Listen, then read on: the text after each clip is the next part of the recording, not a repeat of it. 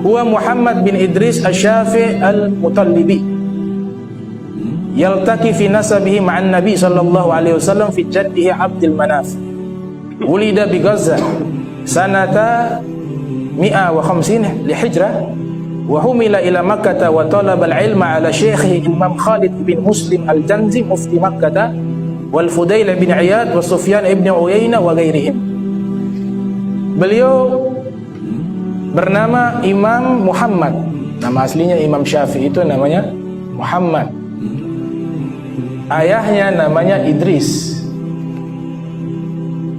Di sini tidak disebutkan beliau punya kakek. Di sini Muhammad bin Idris.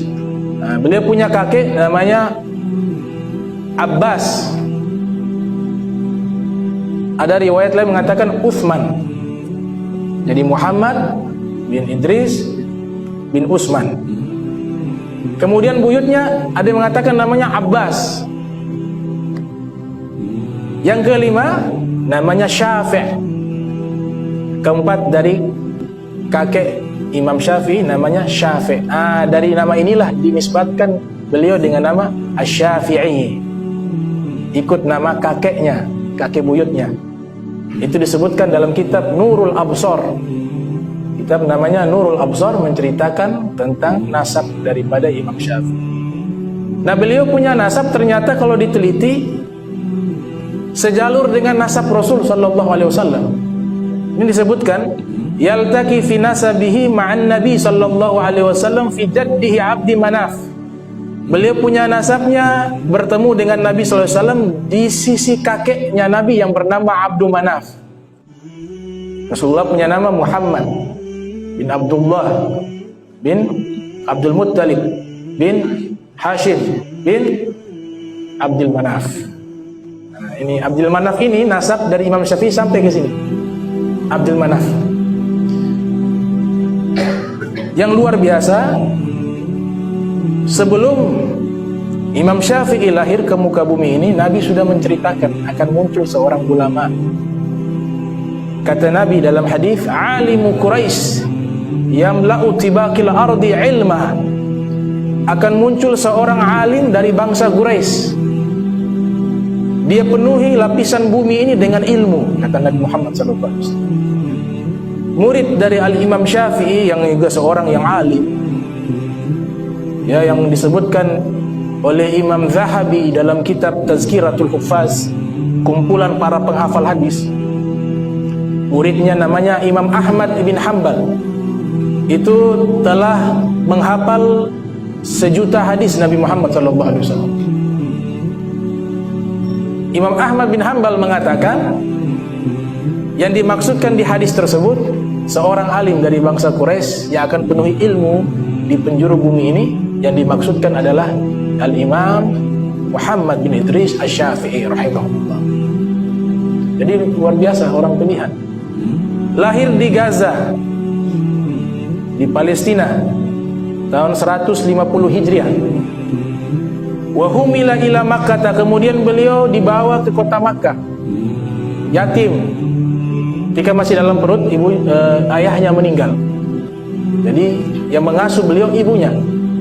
Dibawa ke Makkah, beliau belajar kepada para ulama, di antaranya ada mufti Makkah namanya Al-Imam Khalid bin Muslim Al-Janzi. Ini sanad ilmunya sampai ke tabi'in namanya Atha bin Abi Rabah. Ada tabi'in orang Afrika tapi jadi ulama besar, Atha bin Abi Rabah namanya. Saking alimnya beliau ini, khususnya dalam masalah manasik haji paling jago. Nah, Atha bin Abi Rabah punya sanad ilmu, murid-muridnya sampai kepada mufti Makkah, guru dari Imam Syafi'i, namanya Al-Imam Khalid bin Muslim Al-Janzi. Belajar kepada Imam Muslim bin Khalid Al-Janzi. Usia Imam Syafi'i waktu itu masih anak-anak. Beliau hafal Al-Quran 7 tahun. Beliau berangkat dari Makkah, nuntut ilmu hanya beberapa tahun kepada Imam Khalid. Imam Khalid bilang begini, saya punya ilmu sudah habis, bingung mau kasih ajar apa lagi. Kau pergi lagi ke sahabat saya ulama yang ada di Makkah, namanya Sufyan ibn Uyainah. Ini namanya Sufyan ibn Uyainah, lahir tahun 107 Hijriah, meninggal tahun 187 Hijriah. Belajar kepada Sufyan ibn Uyainah sampai tidak tahu mengajar apa lagi, habis ilmunya. Karena Imam Syafi'i dikasih kelebihan, beliau kalau sekali baca hafal. Sekali baca saja, hafal. Bahkan luar biasanya beliau kalau menghafal ada lembaran 2, beliau tutup 1 lembar, baca saja. Karena takut kalau lihat ke kiri terhafal, sehingga takut hafalnya tercampur dengan lembaran yang satunya. Makanya ditutup, boleh baca. Dan hafalannya itu tidak perlu takrir lagi. Jadi sekali hafal langsung tidak perlu mengulang lagi, sudah terekam di kepalanya beliau. Itu Imam Syafi'i. Belajar di Makkah, ulama-ulama Makkah bilang ilmu sudah habis semua. Zaman sekarang belum ada itu, belajar ke seorang guru, guru bilang, alah saya ilmu habis, kamu cari guru yang lain. Belum pernah ada. Hanya Imam Syafi'i yang seperti itu. Sampai guru-gurunya kalah alim dengan beliau. Beliau terkenal ahli fikih padahal juga ahli sastra Arab. Ada Imam Hatim Asom. Beliau kuasai daripada bahasa Arab asli dari Bani Huzail. Ada suku namanya Bani Huzail, itu bahasa Arabnya masih original, masih asli, sastranya masih tinggi. Beliau tinggal di situ belajar bahasa Arab. Pakar-pakar bahasa Arab datang, itu minta tasheh, koreksi mereka punya syair. Dibenahi sama Imam Syafi'i. Padahal waktu itu Imam Syafi'i masih muda. Imam Hatim Al-Asami, Asom ini artinya tuli, beliau sudah usia lanjut, pakar sastra Arab. Datang ke Imam Syafi'i yang masih muda, diperbaiki beliau punya syair oleh Imam Syafi'i. Dia katakan tidak ada pakar bahasa Arab di dunia ini yang lebih alim seperti Syafi'i. Hazal fata, seperti pemuda ini, kata Imam Syafi'i. Akhirnya Imam Syafi'i belajar di Makkah, seluruh guru ilmunya habis, dibabat oleh Imam Syafi'i. Nah, mereka usulkan datang ke Madinah. Di Madinah ada tokoh alim besar yang bernama Imam Malik bin Anas. Nah, ini juga Nabi sudah menyatakan dalam hadis dari Abi Hurairah, yakadu an tudrabu akhbadul ibil fi talabil ilmi falam yajidu aliman a'lama min alimin Madinah, kata Nabi. Nanti akan muncul satu zaman seluruh orang menuju mencari ilmu, semuanya tertuju kepada orang alim yang ada di kota Madinah.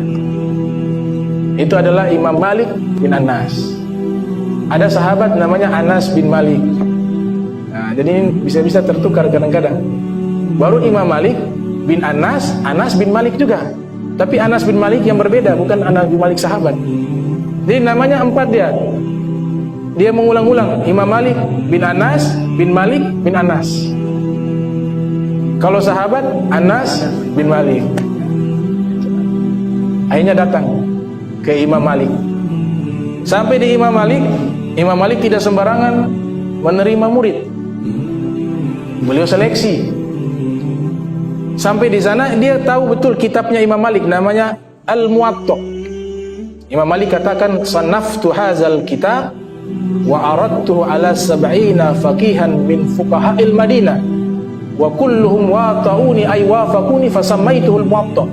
Saya menyusun kitab ini, kemudian saya presentasikan di hadapan 70 pakar hukum yang ada di kota Madinah. Ternyata seluruh ulama pakar hukum di kota Madinah menyepakati isi kitabku.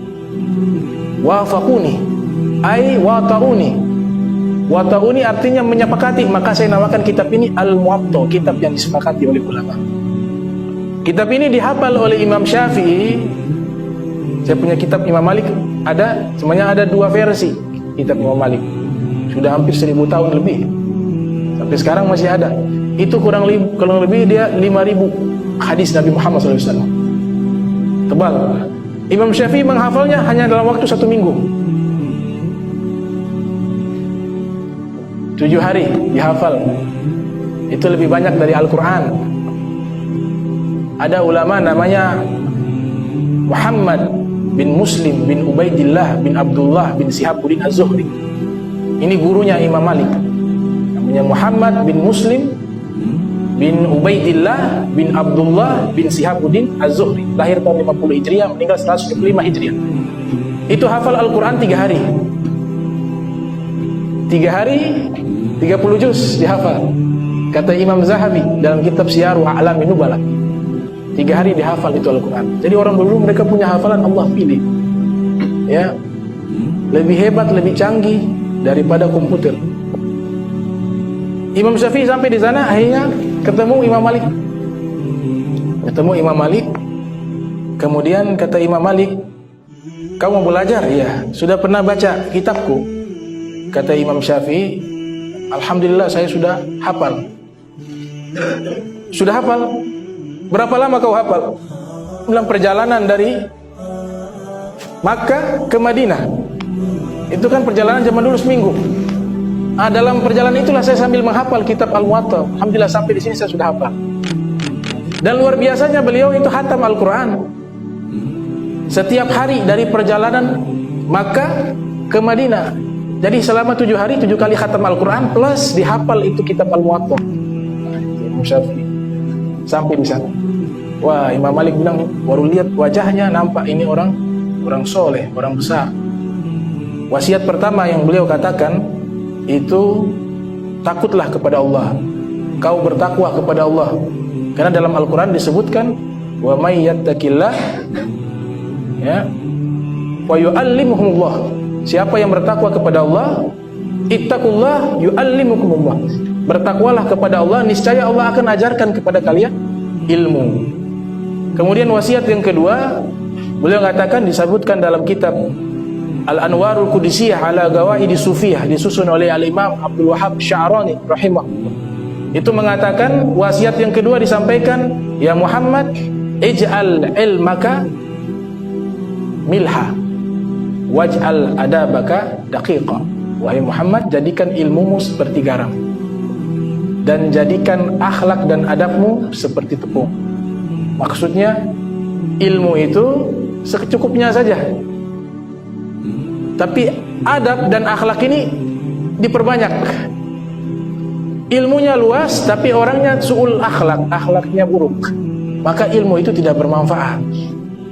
Ilmunya cukup tapi dia baik, hatinya baik, akhlaknya baik, adabnya baik, maka ilmu itu menjadi manfaat. Makanya itu wasiat Imam Malik kepada Al-Imam Syafi'i rahimahumullah. Singkat cerita, ini panjang kalau dibahas, beliau belajar sampai 15 tahun usia. Jadi mufti mengajar di Madinah, Masjid Nabawi. Imam Malik memberikan izin untuk mengajar. Beliau waktu mengajar, Imam Malik perhatikan, sembunyi di balik satu tiang, memperhatikan bagaimana cara mengajarnya Imam Syafi'i. Dilihat, Masya Allah, luar biasa Imam Syafi'i mengajar. Akhirnya Imam Malik ukir itu tulisan di tiang tersebut, "Man arada, ya, bil ilmi nafis fa'alaihi bi Muhammad bin Idris." Siapa yang ingin ilmu agama yang suci dan berharga, maka dia harus belajar kepada Muhammad bin Idris. Itu Imam Malik tulis. Lihat, guru sama murid begitu hubungannya. Masya Allah, ditulis. Selesai pengajian, keluar, orang-orang lihat, ini ada tulisan, siapa yang ingin ilmu yang suci, yang bersih, yang berharga, maka hendaklah belajar kepada Muhammad bin Idris. Imam Syafi'i tahu, oh ini yang menulis gurunya Imam Malik. Kemudian beliau tulis di bawah, ya, tidaklah seorang Muhammad bin Idris, melainkan dialah salah satu murid dari Imam Malik. Tulis di bawah, dipuji juga gurunya. Ini akhlak. Lihat ulama-ulama dulu, akhlaknya indah, akhlaknya nabawiyah, akhlaknya Nabi Muhammad sallallahu alaihi wasallam.